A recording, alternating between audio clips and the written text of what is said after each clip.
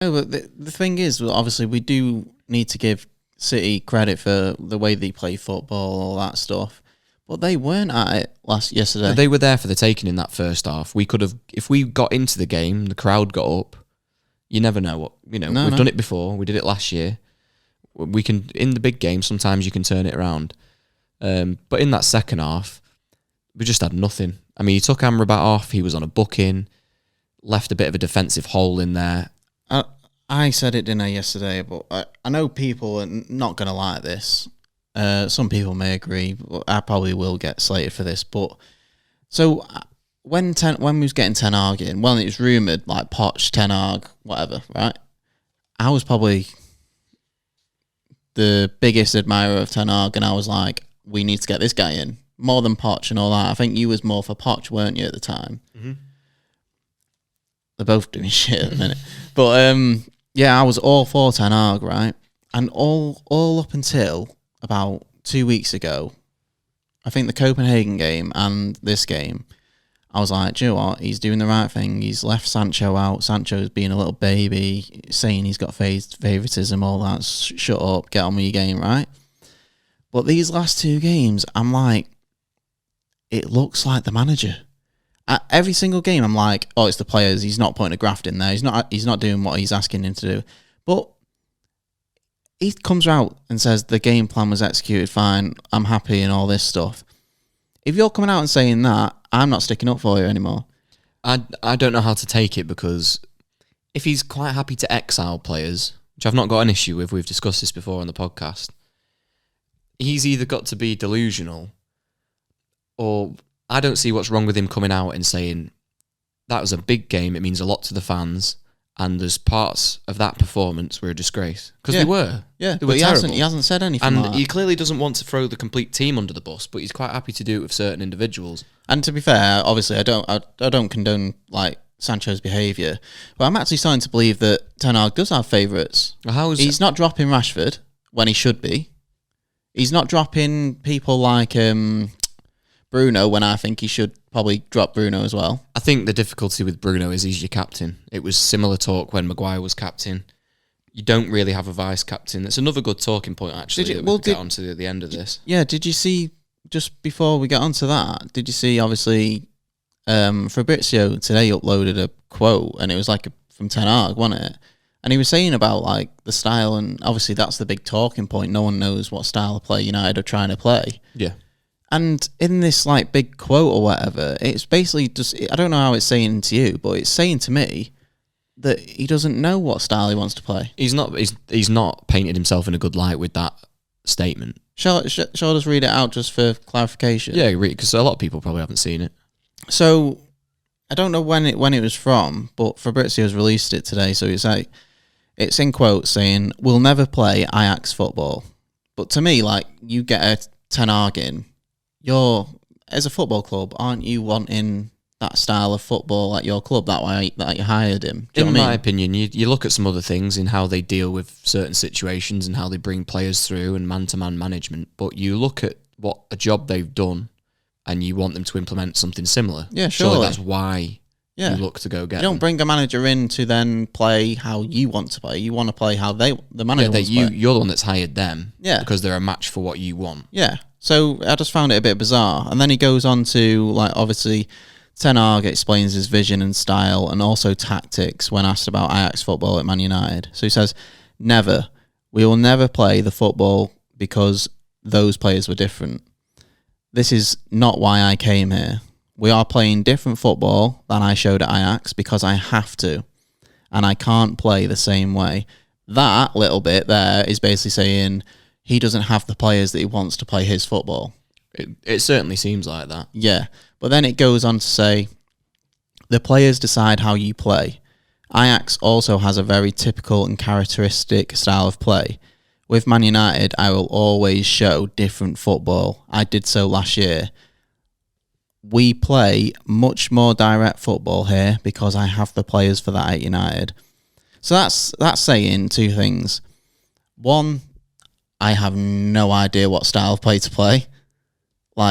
And two, I don't have the players to play a certain style. Yeah, he's in that statement. He's summing up that he can't play the way that Ajax play, and that he doesn't have a game-to-game style of play. To be fair, he's saying that in a lot of padding out. Yeah, and he hasn't obviously had his full strength team, which obviously he should have had. But do you know why I think that is as well? You look at when he came in, he clearly, this is something that's amassed over time. His opinion has got to have changed the more time he spent with the players in the squad, coaching staff, everything. And then he's brought more players in over the span of that. And when he came in, we got battered in the opening fixtures, trying to play out from the back. He had Eriksen sitting in really deep. Mm-hmm. I think he very quickly decided we aren't and can't play like that.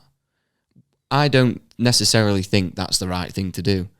If you want these players to play that way and you're adamant that's how you want to play, then persist with it. Yeah, and if United turn around, if you keep getting bad results, but we actually saw that style of play and we saw that the players just can't play it, and you get sacked for it, you're not going to lose sleep over it, and I'm pretty sure you'll get another job. Whereas now I'm thinking he's trying to do what he can with what he's got, and that is what saw Ole Gunnar Solskjaer get sacked. Yeah, and then, but every single time, you always see this with all the managers we hire.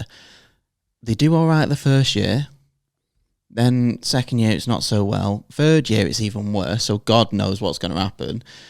And it just seems like United just like drain it out of him, and it just seems like he has no idea what to do now. I think Ten Hag is literally there like, I honestly don't know what to do. We can't see your style of play on the screen. Carragher pointed that out as well. Gary Neville just likes to always throw it back at the ownership, which we get. It's a massive problem. It is true. But have a style of play at least. Yeah, you can, with what you've got, we can be doing better on the pitch. I'm 100% in agree. I agree with them both. Neville's right. Fish rots from the head down. Carragher's right. We could be doing better, and we can be implementing better tactical approach on the pitch and performing better than we are in games with the players we've got.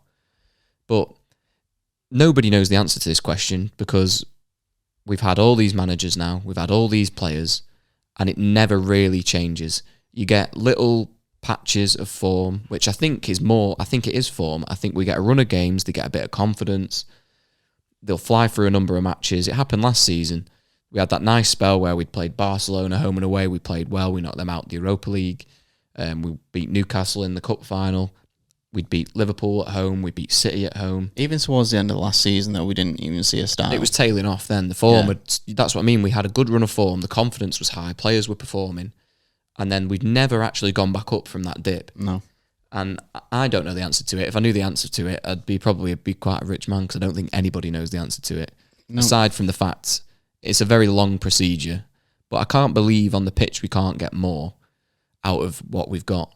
Obviously, like when you look at the starting lineup, it is bad. Like, it is a terrible team. Don't get me wrong, there's little things here that aren't excuses, but they're part and parcel of why things are as bad as they are.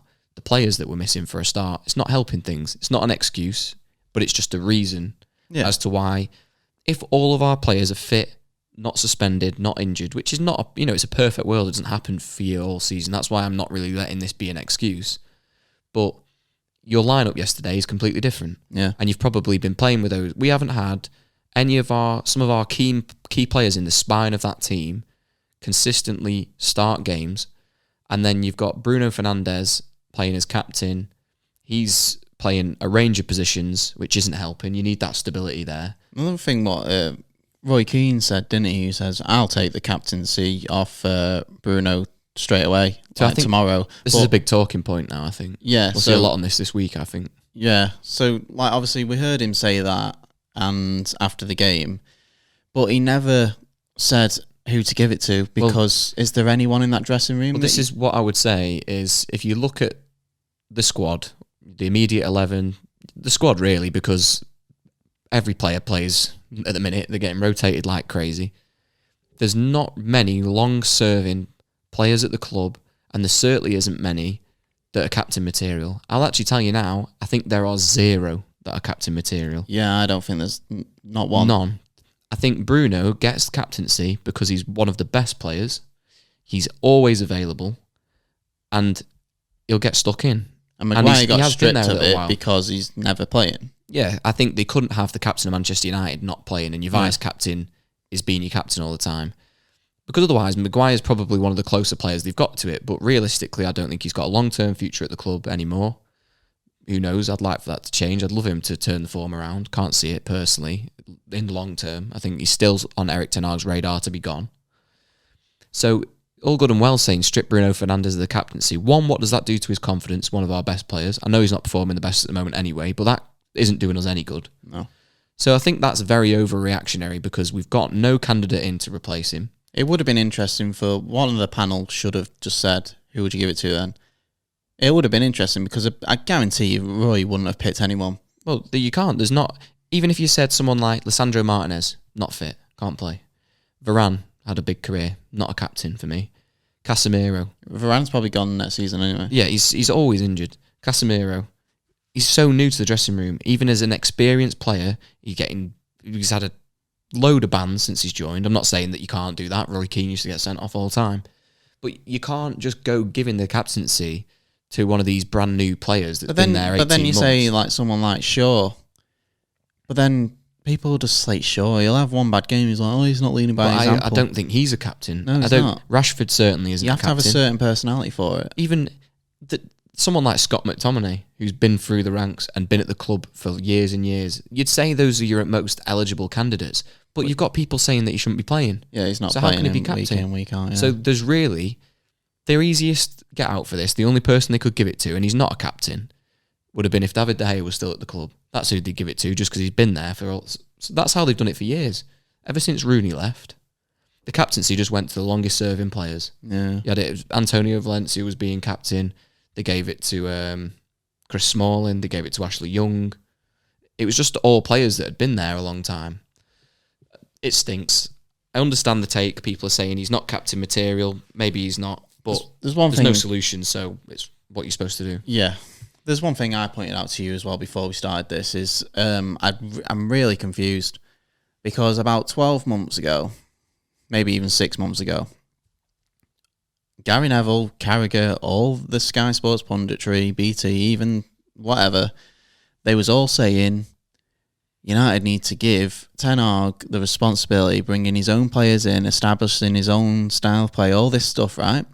And then yesterday, because we're not having the results we need and everything, and he's buying all these players from Eredivisie, all that stuff, they go, Ten Hag's got too much control. Too much control, getting all his players in. What happens if they sack Ten Hag and they've just left with all Ten Hag's players? Like, make your mind up. 6 months ago, you were saying he needs to get his own players in. Yeah. And now you're saying he's got too much control. Yeah, he's saying he's brought these players in. It's not had the effect that he's intended.